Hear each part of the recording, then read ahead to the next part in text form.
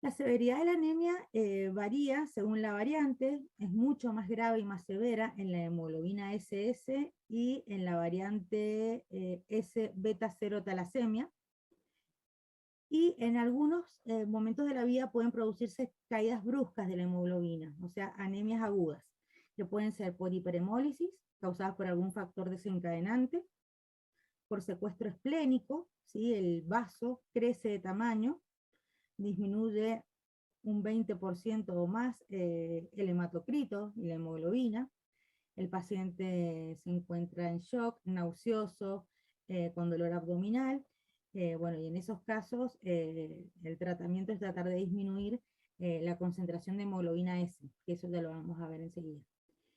Y la otra caída brusca de la hemoglobina puede ser por crisis aplásicas, principalmente relacionadas con infecciones virales por parvovirus B19.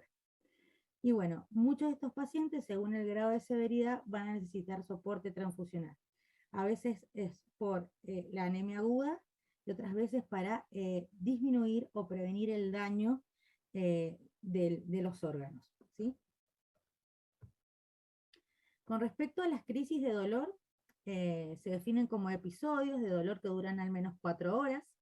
Es la primera causa de internación en drepanocitosis y esto precede a otras complicaciones. Los factores que influyen en estas crisis vasoclusivas son la hipoxia nocturna, deshidratación, déficit nutricional, principalmente de vitamina A, infecciones, cirugías, hipertensión, frío o calor, a veces el ejercicio excesivo puede desencadenar una crisis de dolor.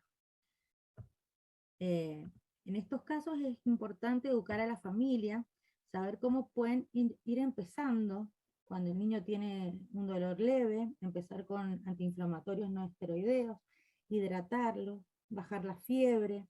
Es muy importante eso para que no siga creciendo la escala del dolor, ¿sí? En caso de que no se pueda manejar en la casa, el paciente tiene que ser hospitalizado, y en esos casos ya un equipo de dolor tiene que manejar al paciente, sobre todo para ver qué tipo de analgesia va a necesitar, la vía de administración y los efectos secundarios. Por ejemplo, cuando se utilizan opioides débiles o fuertes, es necesario que lo maneje un equipo de dolor o de paliativo, ¿sí? Y con respecto al daño orgánico crónico, yo voy a ir hablando de los distintos órganos y sistemas que se alteran en la drepanocitosis. Una de las complicaciones más importantes y que deja más secuelas y que tiene mayor mortalidad es el accidente cerebrovascular. Un 10% de los pacientes menores de 20 años van a tener un ACV si no se realizan medidas preventivas, ¿sí? La hipertensión, el aumento de los glóbulos blancos y la anemia severa se correlacionan con el daño cerebral.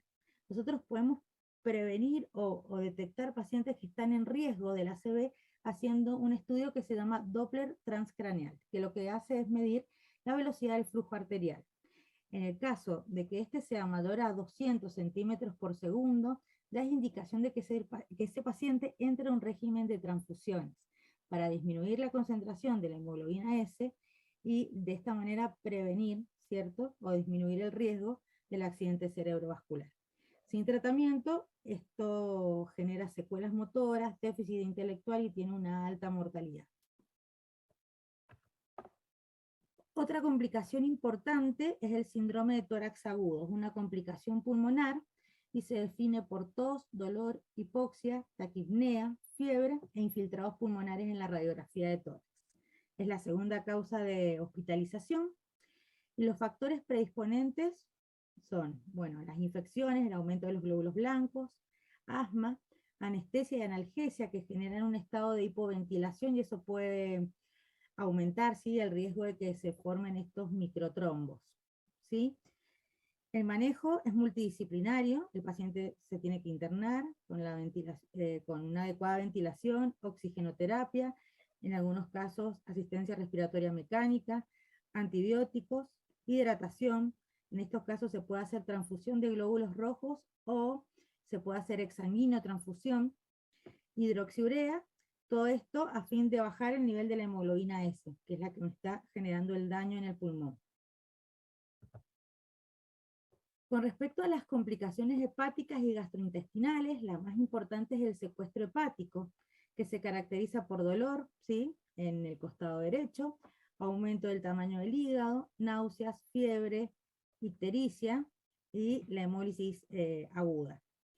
El manejo principalmente es con la analgesia adecuada, la hidratación y las transfusiones para disminuir la hemoglobina S. Y la otra complicación importante es el secuestro esplénico, del que hablaba recién, que es la caída brusca de la hemoglobina por destrucción de los glóbulos rojos con aumento del tamaño del vaso, hipotensión y shock. En estos casos el tratamiento es la hidratación, la reposición de la volemia, las transfusiones de glóbulos rojos, y se puede realizar la esplenectomía para evitar la recurrencia de estos cuadros, porque suelen recurrir, igual que el tórax agudo puede recurrir. Con respecto al crecimiento y desarrollo, se ha visto que los niños con drepanocitosis tienen peso, talla e índice de masa corporal más bajo que el resto de los chicos y pueden tener un retardo puberal. Las causas son multifactoriales, puede ser por nutrición inadecuada, por una función endocrina normal, pero también puede tener mucho que ver con la sobrecarga de hierro por las transfusiones, así que pueden alterar la glándula hipófisis, y bueno, y existe un mayor gasto calórico. Con respecto a las complicaciones musculares, óseas y cutáneas, hay mayor riesgo de osteomielitis, dactilitis, necrosis ósea, sobre todo de cadera, osteoporosis y úlceras en miembros inferiores. La causa principalmente es la vasoclusión, y esto se ve agravado por infecciones o por diabetes. Con respecto al riñón, las principales complicaciones son la hematuria, la proteinuria y el fallo renal, ¿sí? Y esto se debe también a la falciformación. Y con respecto a las complicaciones infecciosas, estos pacientes tienen mayor riesgo de desarrollar infecciones por gérmenes capsulados, porque se producen microtrombos dentro del vaso, que es un órgano fundamental para la producción de anticuerpos. Entonces se da más plenia funcional. El vaso no funciona como debería, aunque el paciente no esté esplenectomizado. En estos casos, la prevención de las infecciones se realiza con antibióticos vía oral todos los días, amoxicilina. El paciente tiene que estar vacunado para meningococo, Haemophilus influenza, neumococo, la vacunación antigripal anual, y además tiene que recibir vacunas para hepatitis B y hepatitis A, que están en el calendario, pero bueno, si el paciente se transfunde, tiene que estar vacunado. Bueno, el seguimiento del paciente ante la urgencia es muy importante que el paciente sepa que tiene que ir a un centro de alta complejidad integral, que tenga terapia intensiva, un equipo de dolor, acceso al laboratorio, a imágenes, especialistas pediátricos, y que tenga un banco de sangre o un servicio de hemoterapia, porque probablemente bajemos mucho la gravedad del cuadro haciendo transfusiones o exsanguíneos transfusiones.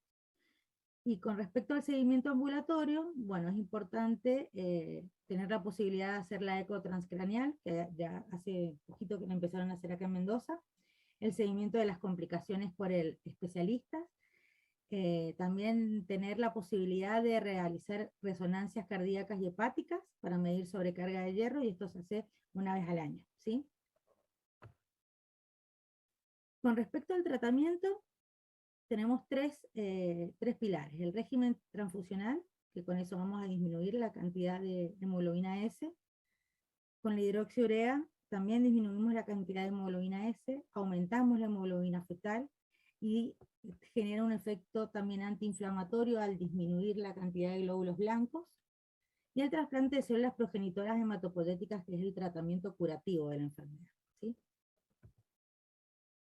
Los objetivos de las transfusiones periódicas principalmente están destinados a mejorar el transporte de oxígeno, disminuir la viscosidad sanguínea, disminuir la cantidad, la concentración de hemoglobina S, mejorar los síntomas de anemia y prevenir los episodios vasoclusivos.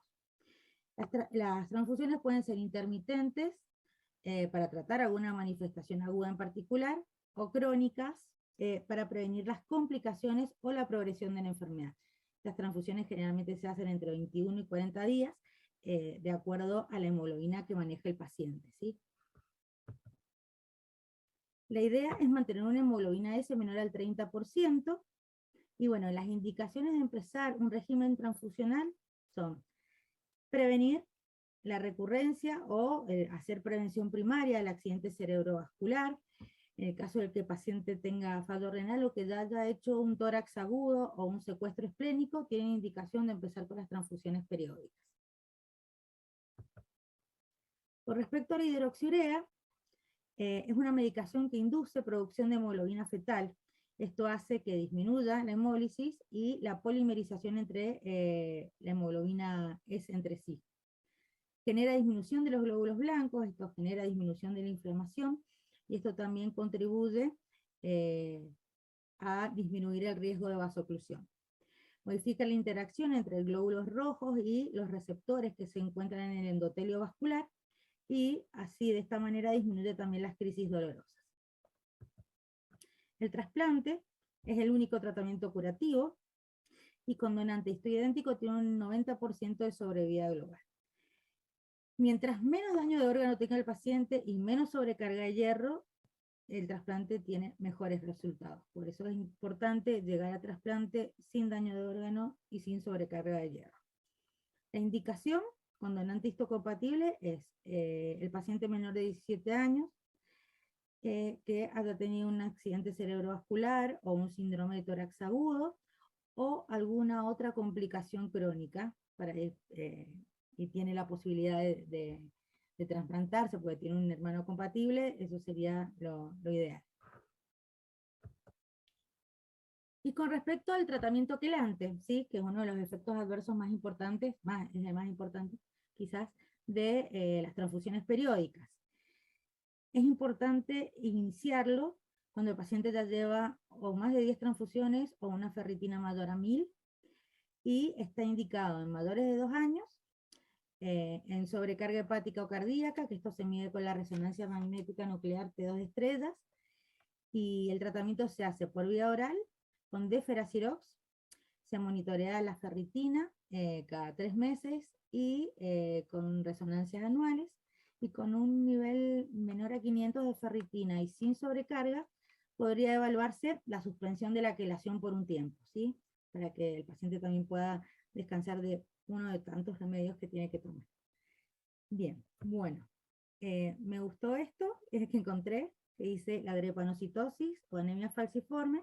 Es una enfermedad milenaria que se originó en África, producto de una mutación genética del organismo para defenderse de la malaria. O sea, una enfermedad sirvió para defenderse de otra enfermedad.